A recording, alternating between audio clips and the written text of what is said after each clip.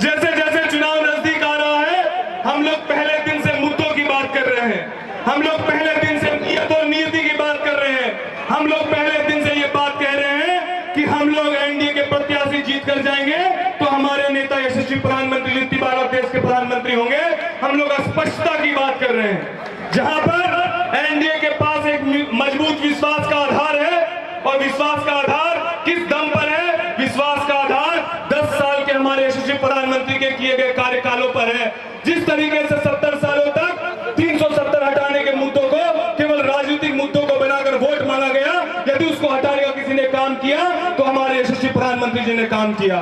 यदि रामलला का भव्य मंदिर निर्माण कराने का काम किसी ने किया तो हमारे प्रधानमंत्री यशस्वी नरेंद्र मोदी जी ने किया। यदि देश भर में, विश्व भर में देश की मान प्रतिष्ठा को बढ़ाने का किसी ने काम किया तो G20 जैसे समिट को कराकर विश्व भर के प्रधानमंत्री और राष्ट्रपति को भारत में बुलाकर भारत के गौरव को बढ़ाने का काम किया। यह काम हमारे यशस्वी प्रधानमंत्री जी ने किया। मैं धन्यवाद देता हूं कि मैं उस घटक दल से चुनाव के मैदान में हूं, जहां एक तरफ देश के नेतृत्व करने वाले मजबूत हमारे यशस्वी प्रधानमंत्री हैं, वहीं दूसरी तरफ बिहार का नेतृत्व करने वाले और 2005 के बाद सुशासन का काल कैसा होता है ये दिखाने वाले हमारे माननीय मुख्यमंत्री जी हैं। मैं साथ ही साथ मैं बताना चाहता हूं कि मैं गैर राजनीतिक परिवार से आने वाला व्यक्ति हूं। मेरे परिवार में कोई राजनीति में नहीं रहा है। 2014 में अपनी इंजीनियरिंग को कंप्लीट करने के बाद मुझे लगा कि शायद मुझे राजनीति में लोग रहने देंगे, लोग आने देंगे कि नहीं आने देंगे। मैंने सबसे छोटा चुनाव, वार्ड का चुनाव 2017 में लड़ने का काम किया और भागलपुर नगर निगम में बतौर डिप्टी मेयर 5 साल तक लोगों की सेवा करने का मुझे अवसर प्राप्त हुआ। और उसके बाद हमारे अभिभावक, हमारे बड़े भाई आदरणीय श्री आर पासवान भैया ने मुझे विधानसभा लड़ाया और अब सबके आशीर्वाद से अब मुझे लोकसभा लड़ाने का मौका दिया है। मैं उनका साधुवाद देता हूं, धन्यवाद देता हूं। जहां एक तरफ विपक्ष के साथी आरोप लगा रहे हैं, वो हर दिन जिनके पास मुद्दे नहीं होते हैं उनके पास, विचारों के पास मुद्दा क्या बच गया है, वो कह रहे हैं कि ये व्यापारी है, वो कह रहे हैं कि ये बाहरी है। मैं कहना चाहता हूं, मैं समझ सकता हूं कि महागठबंधन के साथियों को व्यापारी चुभते हैं, इसीलिए 2005 के पहले व्यापारी यहां से पलायन कर चुके थे। ये तो माननीय मुख्यमंत्री जी की देन है कि व्यापारियों को पलायन करने से बचाने का काम किया। मैं समझ सकता हूं, वो हमको बाहरी कहते हैं। जो भागलपुर और खगड़िया का कमिश्नरी 2009 के पहले एक ही था, वहां के व्यक्ति को, वहां के बच्चे को, आपके बेटे को बाहरी कहते हैं। तो मैं कहना चाहता हूं, आप बताइए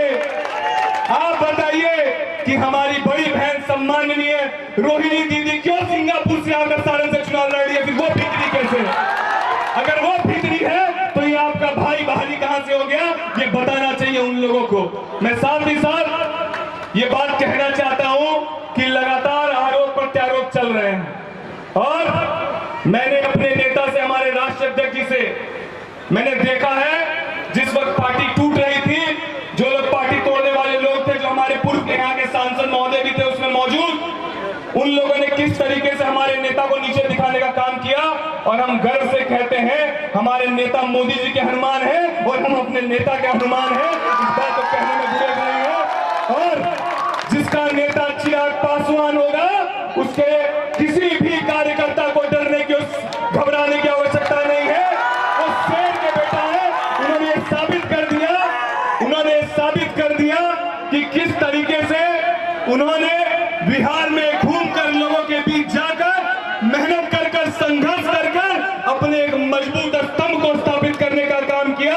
और हम जैसे नौजवानों को, जहां लोग कहते थे ये पार्टी तो किसी जात की पार्टी है, ये पार्टी तो किसी विशेष की पार्टी है, हमारे नेता ने साबित करके दिखाया। उनके लिए जाति 60% आबादी जो नौजवानों की है, उनके लिए जाति वही है, उनके लिए जाति महिला है, उनके लिए जाति गरीबी है। और जहां पर दूसरा कोई भी नेता बिहार का उठा के देख लीजिए, यदि वो नौजवान है और अगर वो स्थापित है, मजबूत परिवार से है और राजनीतिक रूप से मजबूत है, तो वो कभी किसी दूसरे नौजवान को राजनीति में कदम रखने का मौका नहीं दे सकता है। आप उठा के इतिहास को देख लीजिए और ये काबिलियत और ये दम कोई भर सकता है तो हमारे राष्ट्रीय अध्यक्ष ने भरने का काम किया कि इस बार सारे नौजवानों को मौका देने का काम किया। आरोप प्रत्यारोप तो लगते रहेंगे, आरोप से घबराने वाले हम लोग नहीं हैं। और मैं अंत में हमारे यहाँ पर सम्माननीय नेता आदरणीय हम पार्टी के राष्ट्रीय अध्यक्ष संतोष सुमन भैया का स्वागत करते हैं, अभिनंदन करते हैं हमारे अभिभावक आदरणीय जीतनराम मांझी जी, जो स्वास्थ्य के कारण, स्वास्थ्य खराब होने के कारण हमारे बीच अभी नहीं है। हम लोग चाहेंगे वो जल्द से जल्द स्वस्थ होकर हमारे बीच आए और उनका आशीर्वाद भी हम लोगों को प्राप्त हो। हम सम्माननीय हमारे उपेंद्र कुशवाहा जी का इस मंच से धन्यवाद करते हैं और फिर से हम आप सभी लोगों का इतना स्नेह और प्यार मिलने के लिए मैं आप सबका भी धन्यवाद और आभार व्यक्त करता हूं। मैं इन्हीं चंद बातों से, क्योंकि हम लोग सब हमारे नेता को सुनने के लिए आए हैं, हम चाहेंगे कि अब अगली आवाज हमारे नेता की हो। इन्हीं चंद बातों से अपनी वाणी को विराम देता हूं। जय हिंद, जय भारत।